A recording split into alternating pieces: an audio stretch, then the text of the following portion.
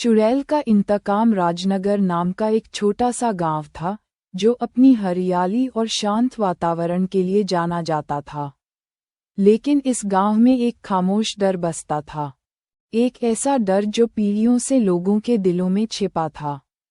गांव के बाहरी इलाके में एक पुराना पीपल का पेड़ था, जिसके बारे में कहा जाता था कि वहां एक चुड़ैल रहती थी।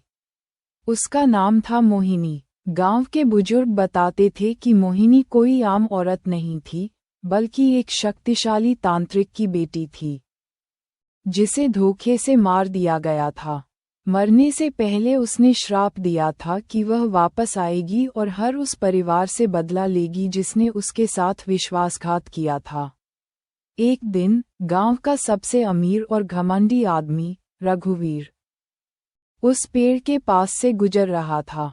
उसने अपने दोस्तों के साथ शराब पी रखी थी और नशे में धुत था। उसने मजाक में उस पीपल के पेड़ पर थूक दिया और जोर से हंसते हुए बोला, मोहिनी, अगर तुम सच में हो तो सामने आओ। उसके दोस्तों ने उसे रोकने की कोशिश की, लेकिन रघुवीर नहीं माना। उसने पेड़ की एक टहनी तोड़ी और चिल्लाया, तुम्हारे इंतकाम की कहानियां अब पुरानी हो चुकी हैं। उस रात रघुवीर अपने घर लौटा। आधी रात को, जब चारों तरफ सन्नाटा था, उसे अपने कमरे में किसी के होने का एहसास हुआ। उसने आंखें खोलीं और सामने एक भयानक औरत को देखा। उसके बाल बिखरे हुए थे, आंखें खून से लाल थीं और उसके चेहरे पर दरारों का जाल था। वह मोहिनी थी। मोहिनी ने एक डरावनी हंसी के साथ कहा, तुमने मेरी शक्तियों को चुनौती दी है रघुवीर, अब तुम्हारा परिवार इसका खामियाजा भुगतेगा। अगले दिन रघुवीर का सबसे छोटा बेटा गायब हो गया। गांव में हड़कंप मच गया। लोग डर गए और रघुवीर को कोसने लगे।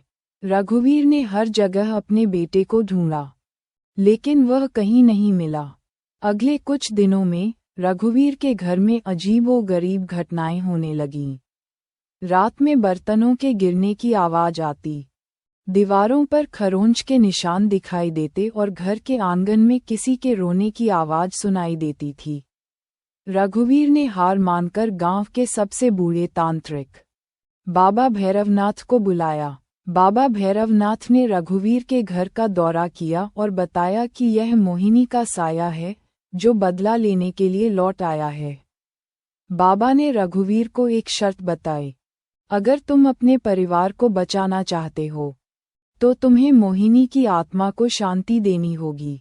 इसके लिए तुम्हें उस पीपल के पेड़ की जड़ में एक प्राचीन ताबीज गाड़ना होगा। रघुवीर ने बाबा भैरवनाथ की बात मान ली। वह आधी रात को हाथ में ताबीज लेकर उस पीपल के पेड़ के पास गया। जैसे ही वह ताबीज गाड़ने वाला था, उसे अचानक अपने पीछे किसी की आहट सुनाई दी। उसने मुड़कर देखा तो मोहिनी की भयानक परछाई उसके सामने खड़ी थी। मोहिनी ने उसे रोका और कहा, तुम्हारे पापों का प्रायश्चित इतनी आसानी से नहीं होगा। मोहिनी ने अपनी जादुई शक्ति से रघुवीर को जमीन से ऊपर उठा लिया और उसे पीपल के पेड़ की टहनियों पर लटका दिया। रघुवीर मदद के लिए चिल्लाया, लेकिन उसकी आवाज उस घने जंगल में कहीं खो गई। तभी बाबा भैरवनाथ वहां पहुंचे और उन्होंने मोहिनी पर एक शक्तिशाली मंत्र का प्रयोग किया। मोहिनी की शक्ति कुछ देर के लिए कम हो गई और बाबा ने रघुवीर को नीचे उतारा।